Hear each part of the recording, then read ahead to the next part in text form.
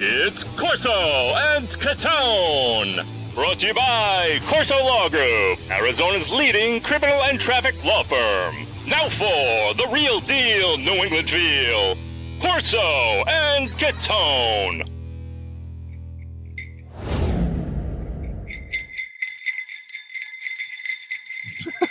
There's something really wrong with you. Oh, and welcome to Corso and Catone, the real deal New England feel. I'm Santa Claus, and my two elves are with me today, Catone and Joe's in the booth, of course, and you are. Okay. Oh, would you mute him, Joe? Shut him off. Mute him. Would you? You're watching us on YouTube, listening on iHeartRadio, Apple Podcast, anywhere you podcast, you're going to catch us. And, of course, 790 The Score. And make sure you give us a call on Heated Hotline, 855-313-PATS, P-A-T-S, message line, 24/7. Have a take. Santa, if you're out there, please give us a call and tell us what kind of rocks and coal Mark's getting. Please bring us a new head coach. And Right. Or email us in our mailbag, corso.catone@gmail.com.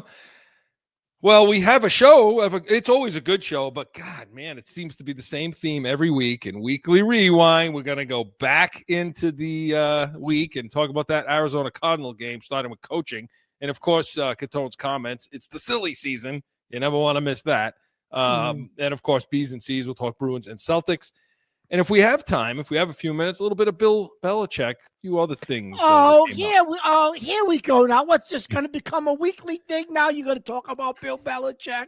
Well, I mean, he evidently made a call in to coach the Jets. So I think that I assumed you have a few fun things to say about that, Mark. But do you believe that? I do. I believe he called Tannenbaum. All right. And then I thought he just got the job over in North Carolina. I think it was before that. It was before that. But we'll get to that. But first, what we need to get to, unfortunately, is the Arizona Cardinal game, which, let's just get to it. Weekly Rewind. Joe.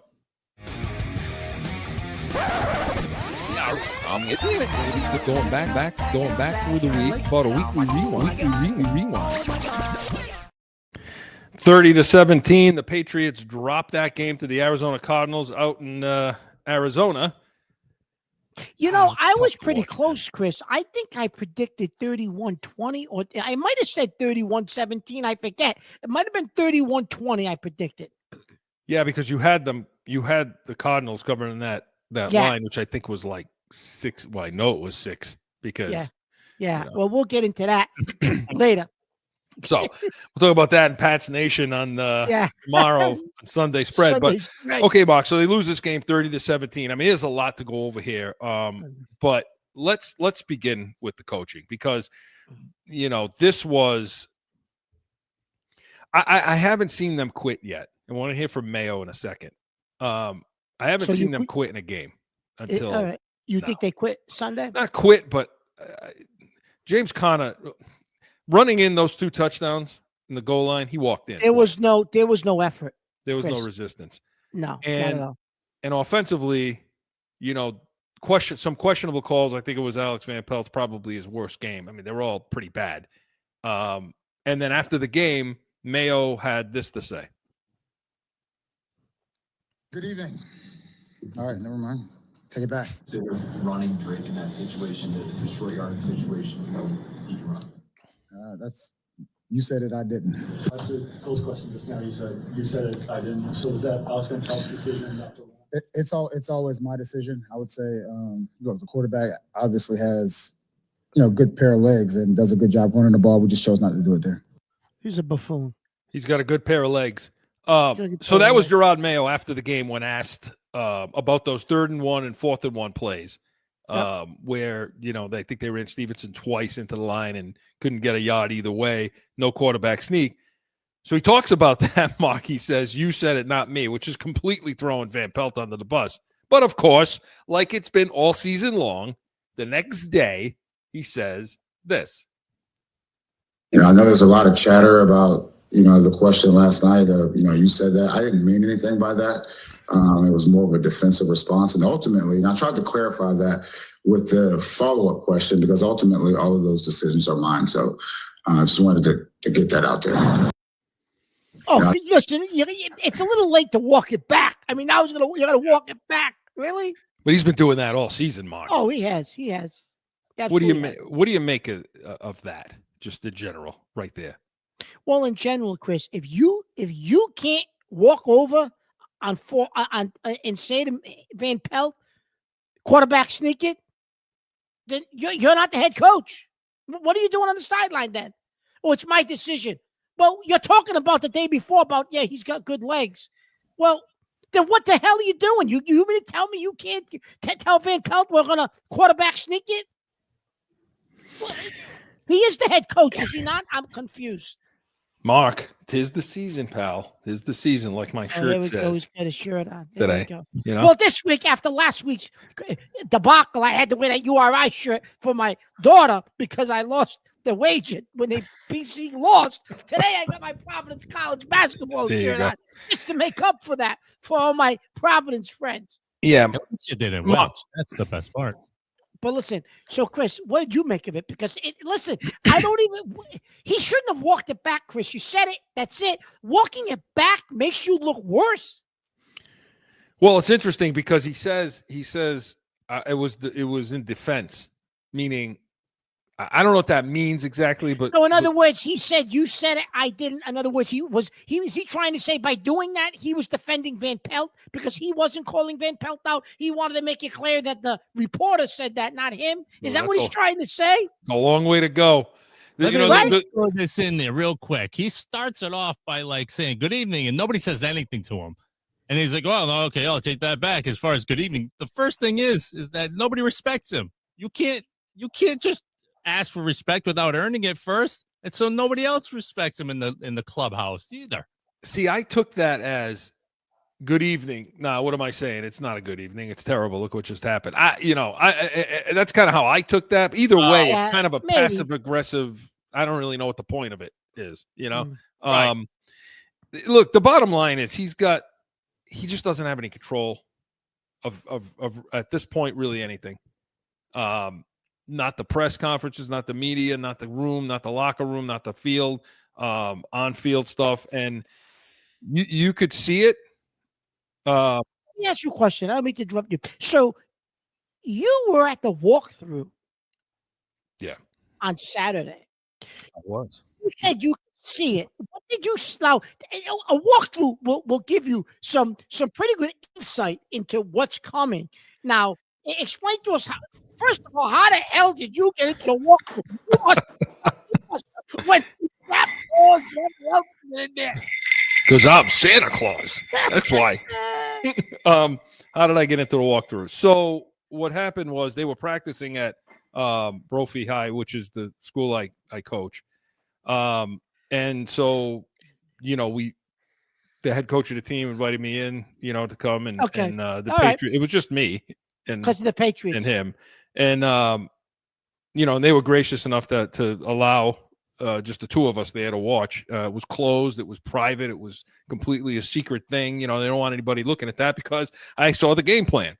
I saw and what was going on offense. They didn't allow any cell phones, nothing, right? No pictures, and so I had the opportunity to watch. Now, walk through, just so you understand, it's in street clothes. The players, nobody's in the jersey. Now, they're be just careful walking what you through. say, because you'll never be invited to another one. So well, no, I mean, but that's a walkthrough, and you put the special teams out there. You just go through everything, that you're going to do. So, I spoke to quite a few people, and let me just before I say anything, I have to say this, okay? We dog this guy and pretty much everybody on the Patriots because why? We're fans. We're fans just like you. That's what the point of the show is, right? Yeah. So, but I want to tell you flat out, these are good quality people, okay? And let's not forget that they're human beings too. They have lives. They have families. They're trying to feed their families. I'm going to tell you something. I talked to Matt Groh for a while. I talked to the special teams coordinator who came from LA last year, a couple other guys, Slater, and I talked to Gerard Mayo for a bit. All of them came up to me, introduced themselves, nice people. Okay. So let me just preface it by saying that. Okay. Nobody's trying to lose here, but to a man, you could see it. You could feel it. They are feeling the pressure. It's unbelievable. And I won't get into the entire discussion with Mayo, but it lasted a bit. And, he basically is, we're trying to get this thing turned around, was his message to me at the time. And we had a conversation about it and, about patience. And, I wished him well, of course, on that. I didn't say, hey, you suck, get the hell out of here. I didn't say any of that. But in all seriousness, but Mark, the things that I heard coming from Matt Groh, that I heard coming from the coordinator is it's a winning league. We got to win. You have to win. You have to win. They feel it. And that's firsthand. That's right there. I can tell you. So while you feel for the guy and you feel for these people that are real humans, okay, that if they get fired, what now? At the same time, okay, you took the job. You accepted the job. This is the life you chose, right? Yeah. And so it comes with all of this. It comes with all this criticism. And you can't go up in a press conference, throw somebody under the bus like that, walk it back, and demand and expect anyone to have any respect for you. Okay? I agree with him.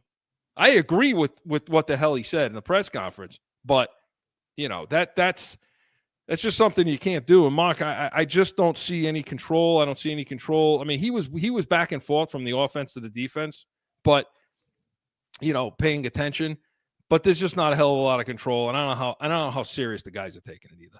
You got to be honest. Okay.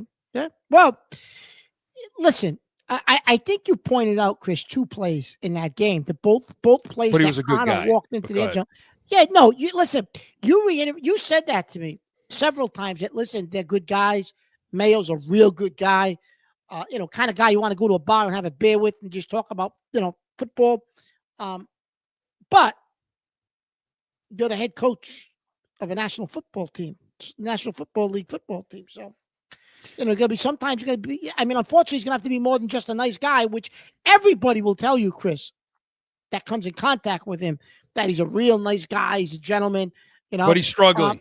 He's struggling, Chris. He's struggling. And he's searching for answers. Yeah. And you can see it when you talk to him. You can hear it. He's searching for answers. And they're not coming. And he's just over his head. They're over their heads, Mark, about this whole thing. They're over their heads in the jobs they took. And again, you got to bring it back to the damn owner. So tell me what you saw, because I was at the game. Okay. You were at the game. Man. I was at the game. So I didn't get to see this whole thing with Kraft. Tell us what went on there. So I believe, Chris, it was might have been second quarter. And I believe it was a wide receiver screen to Bourne that ended up like a 5 or 6 yard loss behind the line of scrimmage. And I forget what down and distance it was. Then they from that play, they scan to the booth, the owner's booth. And Kraft is just shaking his head. And he says something to the son. And you can clearly see the son turn to him and say, that was a terrible play call. And he's got he had a sheet in his hand. It wasn't a call sheet. That one weekend, you thought you actually saw the call sheet. Yeah. It wasn't the call sheet, but it looked like Chris, the things they give out are the opposing team's roster by numbers and all that stuff. It looked like one of those sheets. And Jonathan's writing on it after he tells Bob, the father, that's a terrible play calling, and it looks like Kraft is shaking his head. Yeah, so they're clearly frustrated. They're frustrated with the play calling when you're calling it out on national television. Now, wasn't it before? It wasn't before the third. Wasn't it right after the 3rd and 1 and the 4th and 1?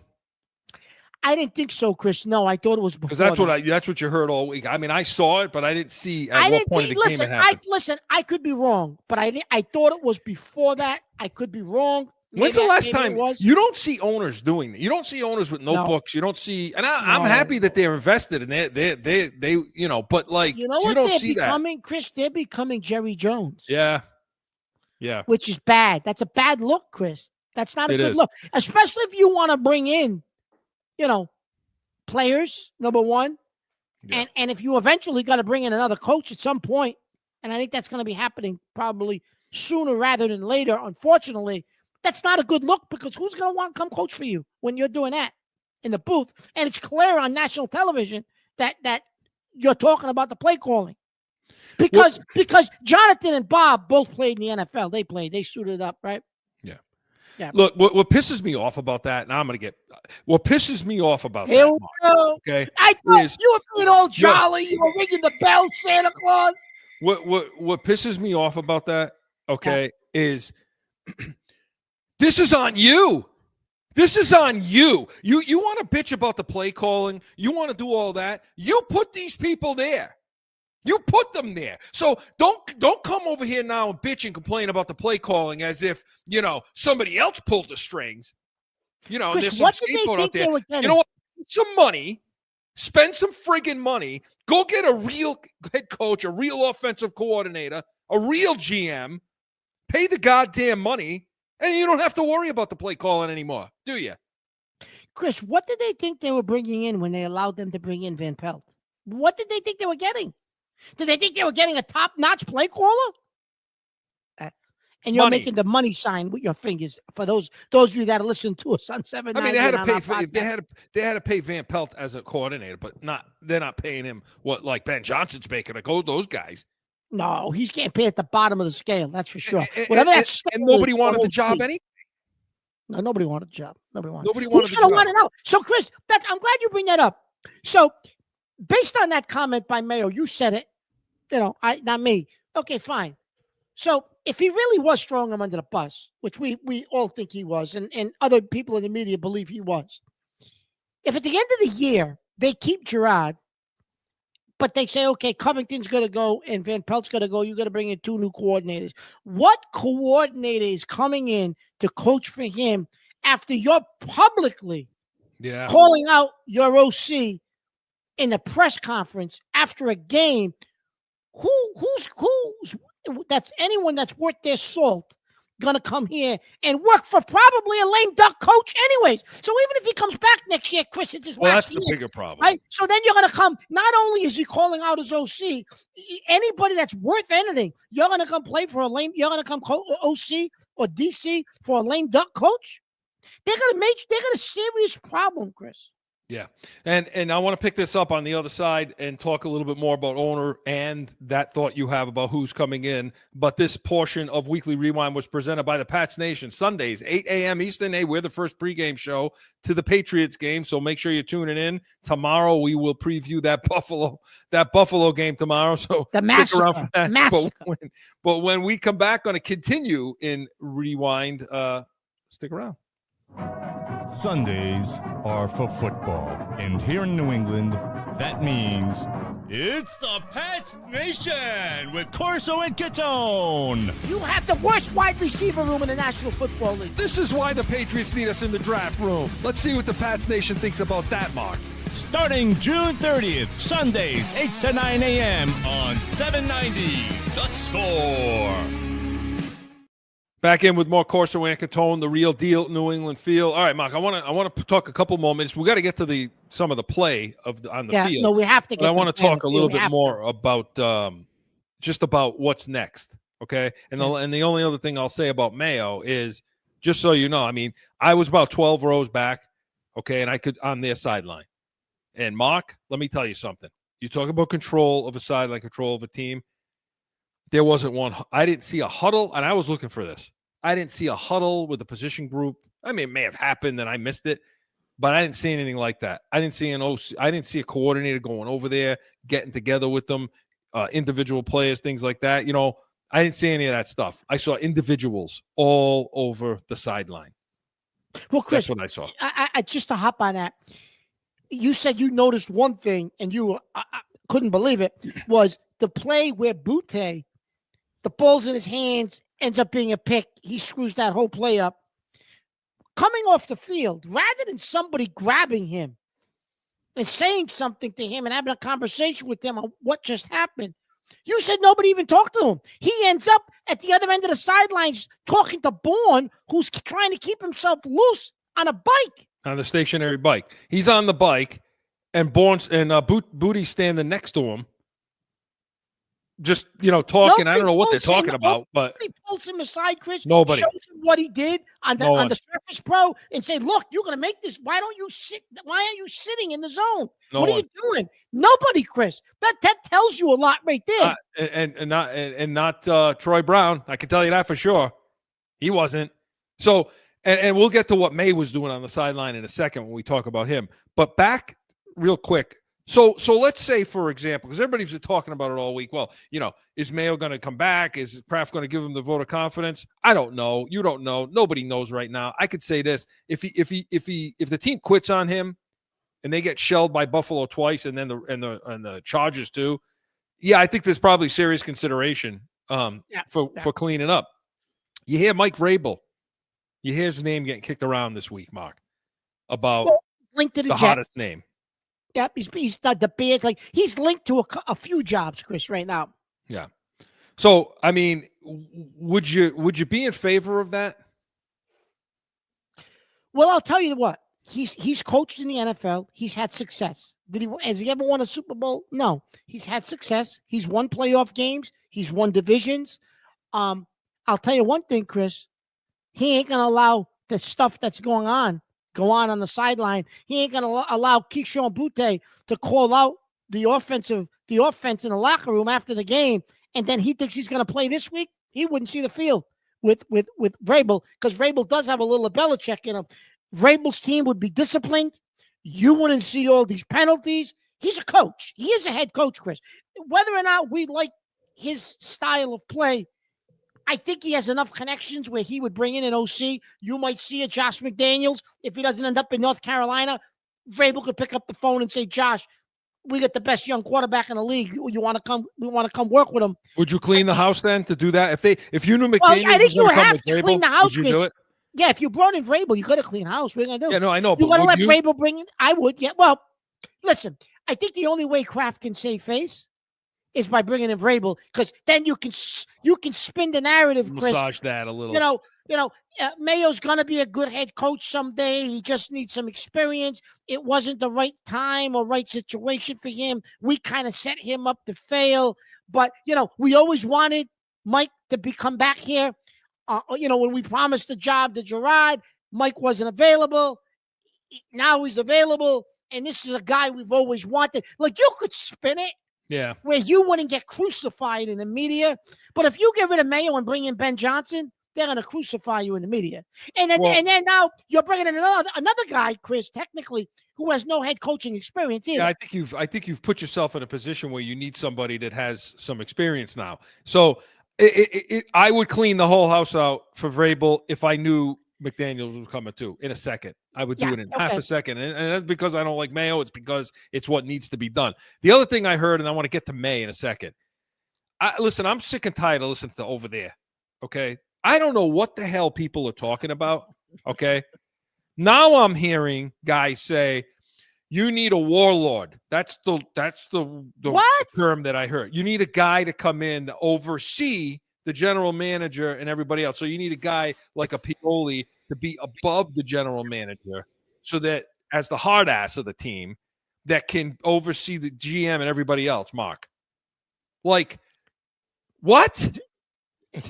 You want to put somebody else into this mess? You want to add another voice? You want to add, why don't look, I'm going to say this GM has that? But Chris, I'm going to say this. Okay, you mentioned Pioli. Why are you, if you're going to do that, and I like Scott Pioli, but you're going to bring in another guy that was Bill's guy? Yeah, a lot of retreads. I'm okay with doing it with like a guy like Dimitrov, but Mark, make him the GM then. What? Why do you need another guy? You don't.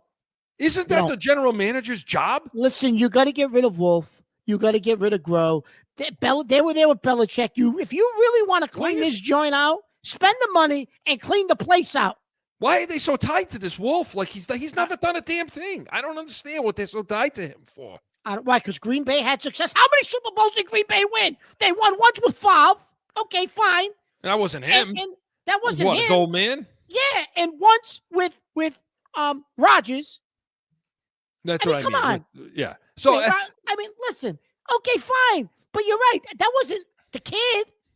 And how Green Bay won doesn't exist anymore. You ain't winning with the team those guys anymore. You need bona fide stars and skilled players. Yeah, come on, I'm so. Mark, I can't listen to these fools anymore. With what I saw. Yeah. I can't listen to these fools anymore. They I don't even know, like, how do you put them, how do they get on TV, these guys? Because we need a warlord, need a guy to come in and oversee that guy, who oversees that guy, who oversees that guy. How about this? Fire your general manager and hire one that's like that. Done. End of story. One job. Or they could just tune in to Corso Catone. Right. Well, 790 and just listen in. Oh, Chris, that's true, Joe. But Chris, if they wanted that, why didn't you just keep Belichick? Right. He was the warlord, and he was the coach. That's another fantastic point right there. So I don't know what the hell all these people are saying. The bottom line is, if you don't do it now, God bless Mayo. I think he'll be good, but not now. If you don't do it now, then you're going to ruin May for 2 more years. What the hell do you want to do that for? Yeah. And Chris, the other thing I'm sick of listening to is all these people want to do is bash Belichick last year. And the year before. And listen, I was one of his biggest critics. Last year, I said it was time for a change. And I still believe that. They just hired the wrong guy. But everybody's stuck in Belichick's philosophy, though, Chris. Yeah. Even though he's gone. All I heard this week is, well, you gotta go, the number one priority and number one need is O-line. No, the number one priority is the receiver room. It's an embarrassment. It needs to be cleaned out and wiped out. And they're still saying, they're still saying, I mean, without an offensive line, it doesn't matter what you got at receiver. No, I beg to differ. No, it does. It does. Give me put Jamar Chase and Justin Jefferson on the team. The two of them, put them both on the team. I don't care if you got the little sisters of the ball on the offensive line. May will get those guys the ball. Yeah, because the ball's going to come out immediately. So, of course it is. Well, talking about May, okay, couple things he said in his post game, Joe, when you're ready. Greg, just from your perspective, it seemed, especially for the first 3 quarters, this might have been it's frustrating a game for you. You seemed like you were kind of coming back, walking over a little bit, kind of collecting your thoughts, walking back. What was going through your mind in this one as far as trying to get the offense going and then eventually getting it? Yeah, frustrating. I think kind of same thing showing up. That's probably the most frustrating part. I think hurting ourselves, getting long distances, and first and second down, and then not capitalizing when we get down in the red zone and the goal line and kind of make it a 1-score game. So those things just keep showing up over and over, and we're addressing them. And the guys, I feel like we're focusing in during the week and practice, and we're practicing well, I feel like, and it's just not translating to the game. So on the 4th and 1, you guys have gotten stuffed there a couple times this season. Would you feel comfortable sneaking it, and is that something that you might voice to Alex? Yeah, that's a good point. It was a good quarterback sneaker in college. A big dude. I'm heavier than people think. Wow. So I think there's necessarily maybe a conversation for that. And I think it's tough, to stop, 6'5" dude, for 1 yard. He's right. Wow. So he and Mayo seem to be on the same page. Yeah, they're on the same page. So what does that mean for Van Pelt? So does this mean? Do you think that there's a mandate to Van Pelt that basically says, don't get this guy hurt, don't run him? A mandate from who? From above Mayo. Okay, in other words, is it? Well, we heard in the offseason, and we heard from coming who? into the season, Elliott, from who? Wolf through Jonathan Kraft through Wolf. Then Jonathan Kraft, if that's the case, needs to shut his mouth when they're making those play calls. Then. Right, because he's pissed off about it. So I don't know. The bottom line is they always said, coming into the season, he said, well, Elliott Wolf is the head coach of the offense. Gerard Mayo's the head coach. So is it that Mayo just doesn't have a say at all? Because let me tell you what I saw, okay, after that. Yeah, go ahead. Go ahead. I saw listen, when I tell you this guy's the dude, this guy's legit, let me tell you, all the physical attributes, all of it. But after that booty interception, He was so pissed off. People said, oh, he was dejected. No. He wasn't dejected on the sideline. He was pissed. He was pissed. He came over. The helmet was somewhere, okay? And he's pacing up and down the sideline, shaking his head, talking to himself, okay? Nobody went near him, okay? He was pissed, and I don't blame him, Mark. It's a friggin' joke what's going on offense. Alex Van Pelt stinks. He stifles them. He gets them into a rhythm. They go hurry up at the end, no huddle. Mike, that's when they got all their yards and the touchdowns. But you don't see it all game. Nope, he refuses to do that during the game, Chris. Refuses. It's inexcusable not to run a quarterback sneak. It's inexcusable on third down to say, if I'm going on fourth, run a friggin' play action then. Yeah. No, I know. Listen, Chris, how many times did they actually throw the ball down the field? Once they tried it, twice, maybe? Not until they got it to hurry. Hurry, right? And then they did. And you want to talk about dysfunction and coaching and could you please, and I know we're against it on the clock, but could you please tell everybody about the opening kickoff? Because I found that astonishing. You want to talk about dysfunction. So I'm sitting there, okay, and I'm with my son, and I said, okay, so we're kicking off. And he's, because I don't know what happened. I missed the coin toss. I think I was talking to you. And so I said, oh, we're kicking off, right? And he's like, no, we're getting the ball. I said, what the hell are you talking about? We're kicking off. The kicker's out there on the field.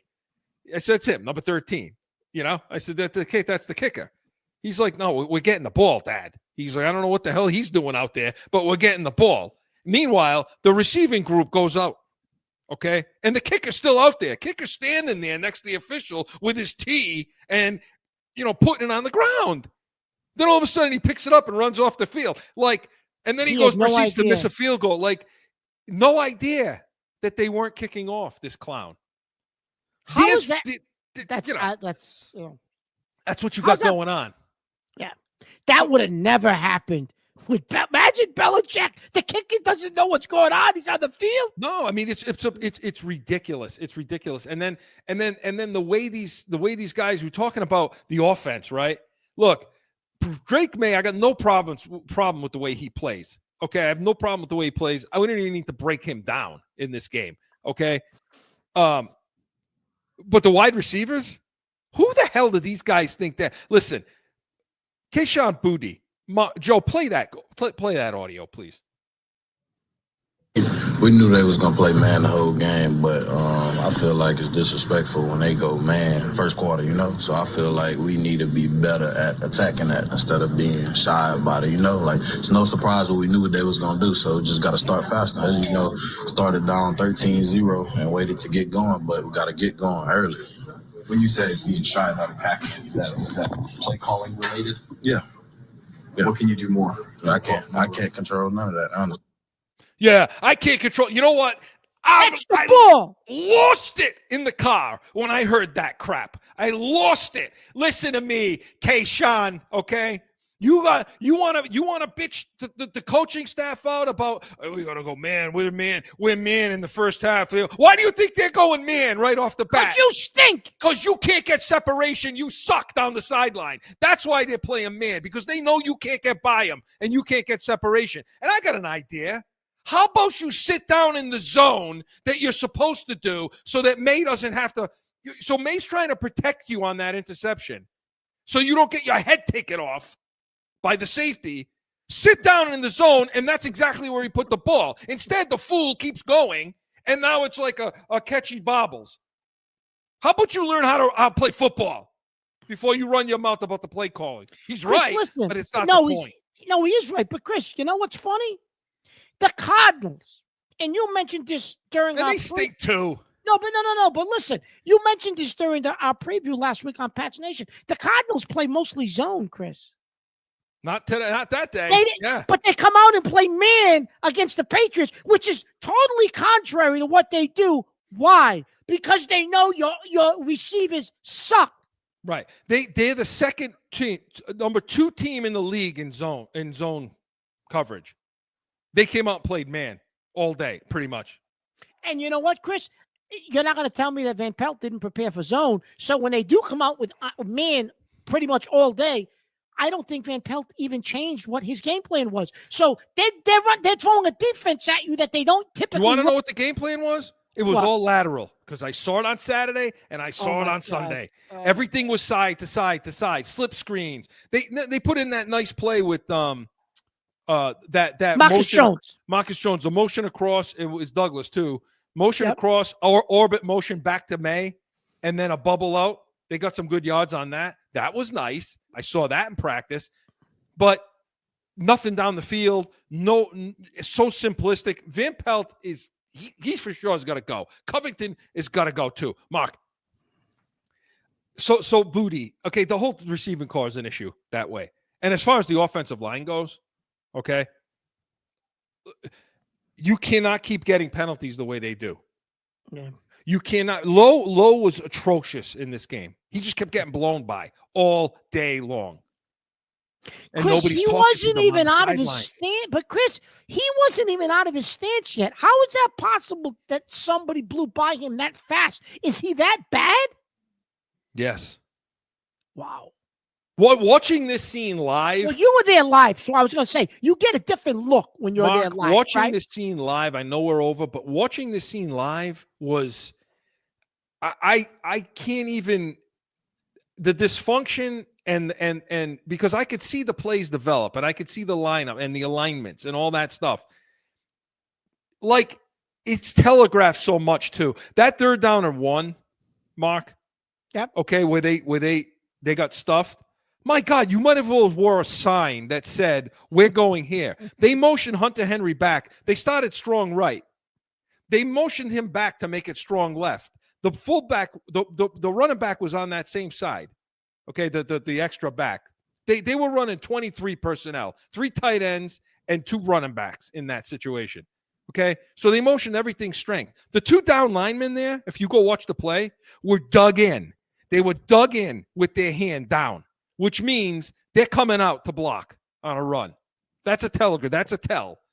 The other side, so and when they're kind of up a little bit in their stance and they're not so dug in, that's a pass. That's for a pass block.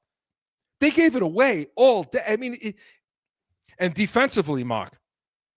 Well, I listen. Defensively, I'm going to give him props because you know that I didn't really want to draft the corner. No, I'm going to give Gonzalez props. Oh, okay. Just Gonzalez, one guy. I'm going to give Gonzalez props. I thought he did a great job on Harrison. You were there. Oh, it was good. Right? He did a great and listen, I don't necessarily know if Harrison is what everybody thinks he is. He's going to be a good receiver. Oh, now you're going to say this now because you don't want to give Gonzalez no, his due. Listen, Harrison sucks too now. I didn't say he sucked, but what did I tell you coming out of the draft? I said you did say Neighbors is more explosive. I said Neighbors and Brian Thomas Jr. are more explosive than he is off the line of scrimmage. And I didn't know if that would make a difference because he's such a great route runner. Yeah. I didn't know if that would make a difference at the NFL level. Against Gonzalez, that made a difference, Chris. But listen, also the quarterback is terrible. So it's terrible. But Gonzalez played well. The rest of the team, how did they play, Chris, defensively? Mark, okay, 395 yards total offense for the Cardinals. 163 yards rushing, okay? And they were 10 of 15 on 3rd down. Okay?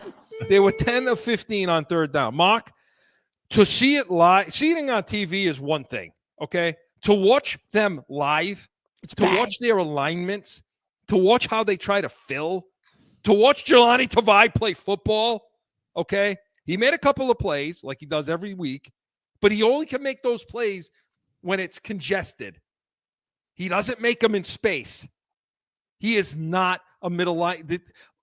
Bad. Setting the edge, bad. I said it last week. You got to keep Murray in the pocket. You can't let him get out. You can't rush past the quarterback. What did they do? No edge. Jennings was awful. Duggar was worse. Peppers Chris, was terrible. And their other signee that they raved about, if he's healthy, he's going to be good. Taki steak. Tell him about the play you saw with him. Chris, so Chicana, all he had to do was seal the outside. Listen, they didn't even block him, Chris. He moved forward into the blocker. They weren't blocking him. All he had to do was slide to the outside. He goes. I can't even believe what he did, Chris. And Connor just rolled by him like there was nobody even there. Yeah. And Peppers, too. Peppers had a horrible game. They set up that play. You know that play at the beginning where Connor rushed for down the sideline for all that? And Mayo kept saying there was guys there. Well, there was. The way it set up, okay, was Peppers was there to make the play, and he just whiffed. Yeah. So, yeah. We're way over, by the way. Gonzalez was the only Gonzalez is an all-pro corner, Chris. He is. However, I will go back to what I said when he was drafted. I don't care if he's a top 5 corner. Those guys don't win you Super Bowls anymore. I'll just leave it at that. And we're going to get to more of this on the Pats Nation tomorrow. We got so much to talk about, so little time to do it. But Weekly Rewind was presented by Corso Law Group, CorsoLawGroup.com. He's chomping at the bit to get to it. Catone's comments is next.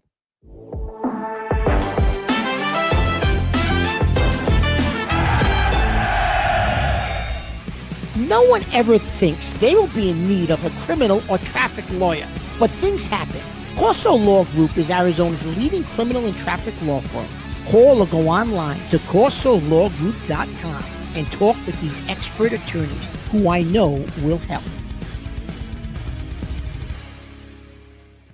Time for Catone's comments! So, listen. He is right. Chris is right. I am chopping at the bit, but I'm going to show some restraint, and I'm going to defer. I'm going to, just like a kickoff when you win the toss, the coin toss. I'm going to defer Catone's comments to Corso's comments. Listen, defer. Joe, this is 1 week only. So I don't want this to be a habit. Don't let him get a big head. 1 week only. 1 week only. Because you know what? I changed my mind. Forget it. Listen. The reason is. Can I come on the screen now then? Yes, come on the screen for crying out loud. Listen, the reason is, Joe, he called me. Joe, by the way, I don't know what the hell he's going to say right now either. He calls me Saturday. I don't even know what he was saying. He was yelling. I said, first of all, you sound like me. You're spitting, you're mumbling. I didn't know what the hell he was talking about. All right. He calls my wife. She had surgery. She's passed out. I don't know what the hell he's calling her for. What's she going to tell him? He calls me and he starts telling me this crazy story. And I'm saying to myself, that's worse than that. I thought I had bad luck going to stores. You have to tell this story from the beginning with the dog. You're really going to make me tell the story, huh? You got to tell the story because it's not. People won't believe it if I actually tried to say it. Well, first of all, I hate everyone. Okay, let me just start. Tis the season. I got my shirt on to be everyone a miserable, except our fans, right? Oh, I love our fans. Nah, you know what? Call in, rip me. I don't like anybody. I'm here for you people, but I don't like anyone. I go to a store. Okay, I sound like him, Joe. No, but what happened before the store? Because you were supposed to go pick your son up. You and your wife were supposed to go to the store, and then you were supposed to pick your son up at the airport. The dog? You talking about the dog? With the dog. And then you can get to the store. I make it quick, though, because we're against the clock. All right, real quick. So the dog, we almost lost the dog this day, okay? Because, well, first of all, got a little dog, little Shih Tzu dog, right? And so he can't go on his own anywhere. Like, you can't put him in the front yard to take off. He's not disciplined. He wasn't trained right. You know, the only thing he doesn't do is go to the toilet in the house. We're good there. But so she comes outside with the dog, and the dog's out there. I'm like, you pick up the dog because he's going to take off. He already ran up to the top of the driveway once to pick up the dog. Yeah, he's okay. Okay. Oh, from across the street, the neighbor that lives across the street, that the friggin' dog goes into the toilet in my yard and doesn't pick it up, comes walking out. This is a German Shepherd now. Okay. My dog runs up the driveway, attacks this German Shepherd. Okay. And now all I see is my dog getting whipped around, like in his mouth. I'm like, we're going to lose this dog now. I sprint up there. I grab the German, pull it aside, take my, luckily he's fine. The dog went to the vet. He's fine. There's nothing punctured. The dog's okay. That's how we began. Okay. This was after I got back from the walkthrough. I was feeling real good until all this started. Right. So there's that. So that backed us up. That backed me up all day long. So now I say, okay, I got to go get all the stocking stuffers. I'm going to do all that, right? This was the day I got to go do that. So I go to the store to do that, right? Joe, he goes to a store. He yells at me never to go to a store. He goes to a store. I can't stand anyone, and I'm in this store now, okay? One of those big superstores, okay? Walking around, got my list on paper, not the phone. I got a piece of paper with all the thing and a pen, and I'm and so I'm going to do all this. So I'm getting this, I'm getting that, and all this. So I go up to the register to pay. So I give him my card. Declined. I'm like, decline? I'm like, dude, that's impossible. There's a lot of money in the account. I'm like, okay, decline.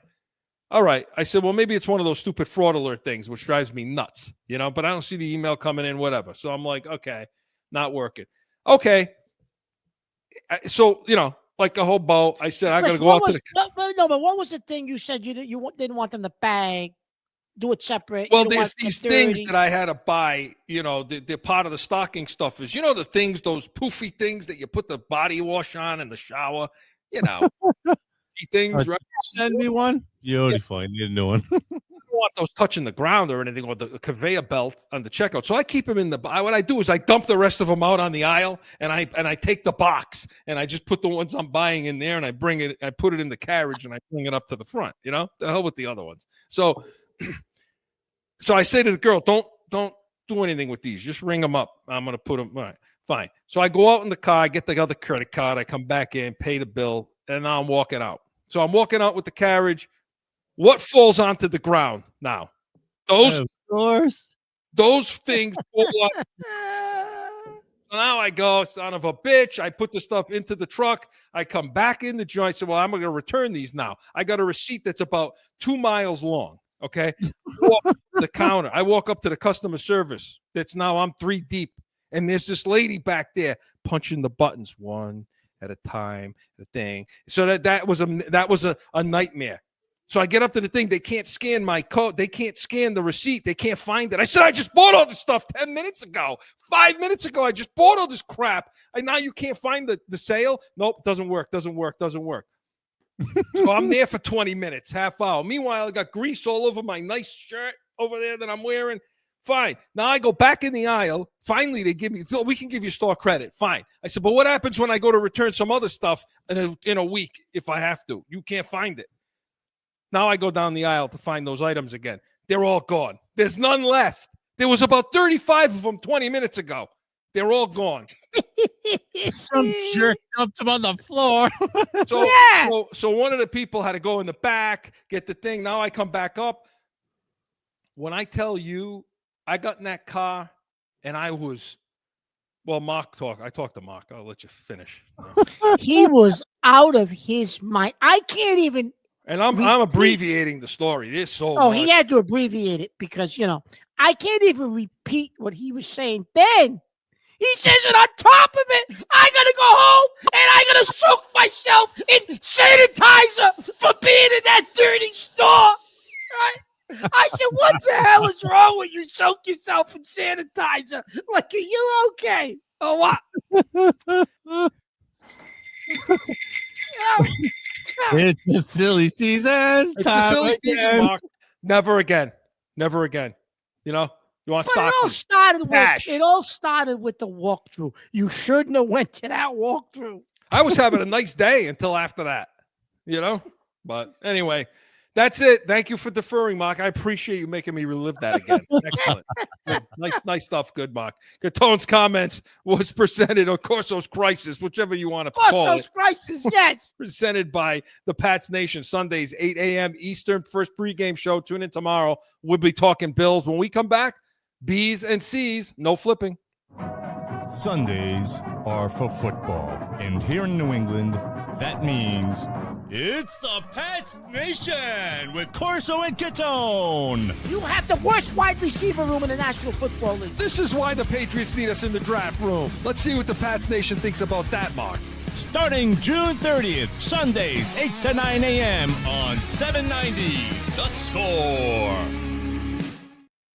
Back in with more Corso and Catone, the real deal New England feel. I still haven't gotten an answer from the bank as to why that thing was declined, just so you know. Well, that's a problem, Chris. I called them. They have no idea. Like, sir, we don't know. Perfect. Anyway. All right, we got to talk Bruins. We got to talk Celtics. We're going to do it in B's and C's right now. Hit it! The Boston Celtics are the world champions, and they have shown the world how great a ball club they really are.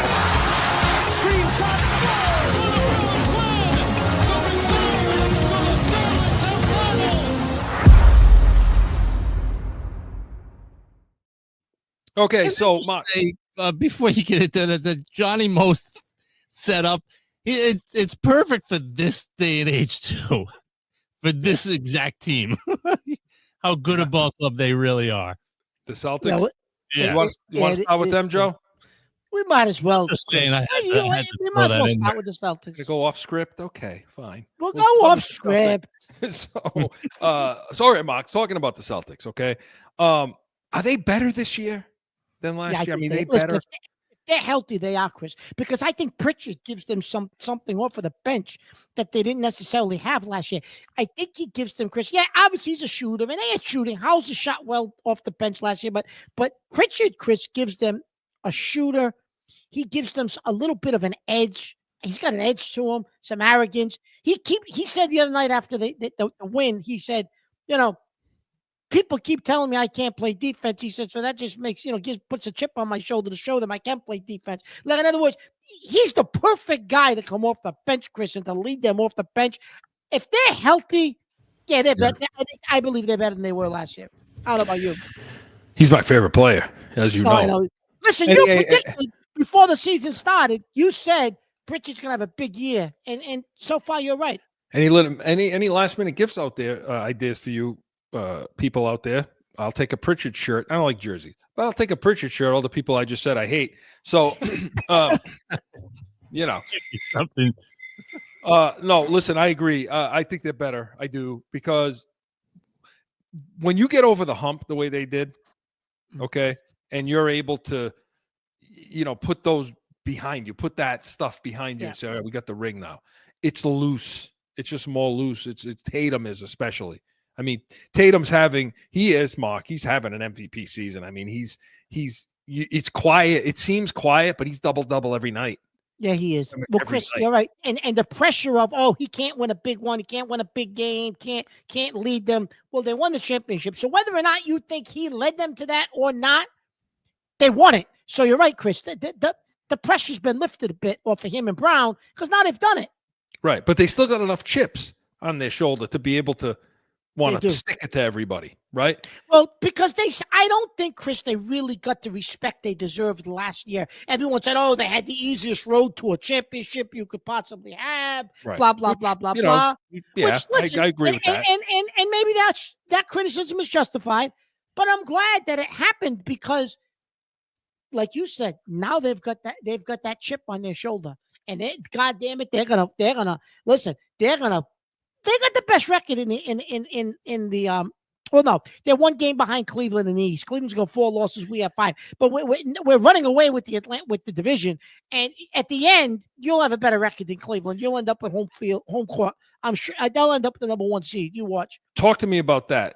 Talk to me about who's challenging. Is it Cleveland? And the other thing too is I don't think Cleveland in a 7-game series, Chris, Cleveland's not going to challenge. So who do you think is there anybody then in the East? In the Eastern Conference, Chris, you know who could make things a little interesting, because for whatever reason I don't know if it's a matchup. I don't know what it is. Atlanta always seems to play well against the Celtics. And if you remember that playoff series last year, Chris, we beat them. But every game, there were 10 minutes to go. Those were close games, and then the Celtics ended up winning them. Atlanta scares me more than Cleveland, just because that kid Young can get hot, and it's something about that matchup, Chris. I don't know what it is. They're always close games against Atlanta for some reason. Important. The thing with yeah. But if Porzingis is healthy, I don't think they can beat you. Well, this but is the other thing now. Hurt, that changes everything. And there's always something. The other night he came off. What did he have? A sore foot? He came off the heel. He seems to be okay, but still. Which is better that they didn't get into this tournament thing. They didn't have to go to Vegas because it gives them time to heal up. Now they get a break. Yeah, but they're going to have to keep him healthy. And I like what Mazzulla is doing. We gave him a lot of crap, but you know what? You got to love what he's doing with the lineup. Now it makes sense as far as he's trying to get some guys rest here and there, but try different combinations in case there are injuries. And I think he's doing an exceptional job in that area. It seems like he got over that hump too. So they're just clicking. Chris, I think, in doing things his way. I don't think he has to defend what he's doing out there anymore. Everybody knows the style he plays. Everybody knows his philosophy. Everybody knows the analytics that go into what he does. And he does. I don't think you hear him having to defend that as much anymore in press conferences, Chris. You're right. Yeah. So again, we're going to keep track of it all season long, of course. But it's good. It's going to be hard to beat them from any team in the league. And going to the Bruins now, talking about the Bruins. We had a record early in the week this week, but 7-3, I believe it's 7-3 or 7-4-0, or 8-3 or whatever, somewhere in that range. Since Sacco took over, so the win totals are better. But is it because? Why is that, Mark? Well, listen. I'm going to give them credit, Chris. I think they've played better hockey. I think they've done some things differently. I think they've played better defense. I think the style is a little different. I think the players are happier, which is just astonishing to me because you ran the last coach out because the players wouldn't respond to him. Now you ran another guy out, so maybe at some point you're going to look in the mirror at the players too. But that's a whole other issue. They've moved themselves up. When he was fired, Chris, they were sitting like in the 8, 9, 10 position. Now they're sitting 6th. They're squarely in the middle of the playoff picture. But they've had an easy schedule, Chris. And we talked about this when the firing happened. We said they're going to have a stretch of 7 or 8 games where they should be able to string together points and wins just because of the schedule. After that's over, then you'll get to see what this guy's made of and how this team responds. Yeah. And are they really a different team? Well, Mark, they're minus 19 in goal differential, 5th worst in the league. But a lot of that, Chris, they got killed by Winnipeg and Seattle. But Chris, a lot of that was racked up before this guy took over. But you're right, Chris. After that stretch of easy games, they did get whacked by 2 decent teams. So we'll see what happens. Dan Pasternak's atrocious. I mean, he's a turnover machine, lazy penalties, trade his ass. The problem is now, Chris, I don't even know if anybody would. Well, maybe a team that's looking, like you said earlier, maybe a team that's a cup contender, that's looking for that one extra guy that can score in the playoffs, give you some points and some minutes. Maybe you can get rid of him just before the trade deadline to a contender. Maybe we'll see. It's just his salary. I don't know if someone's willing to take that. We'll see. You might have to eat a little bit of the salary to get rid of him. We'll see. So pay attention, stay tuned here. But just real quick, Belichick calling Tannenbaum about the Jets job. Rock bottom? Yeah, that's rock bottom. After you ripped the Jets apart, you ripped Woody Johnson apart, and now all of a sudden you're calling Tannenbaum. That's rock bottom. Chris, listen. Everybody, they reached out to his team. He was not their first choice. These guys want guys like Ben Johnson now, Chris. If he thought he had a good job available to him, he wouldn't have went to North Carolina. I think he was afraid he wasn't going to get a job again, and he would have to stay out another season. I got a source close to Belichick. It was Jacksonville. Jacksonville was the closest team. Nobody says this. Nobody's reporting this. And what happened? And this is true. Jacksonville was the team. The problem is the owner's son handles all the analytics there, I guess, in Jacksonville.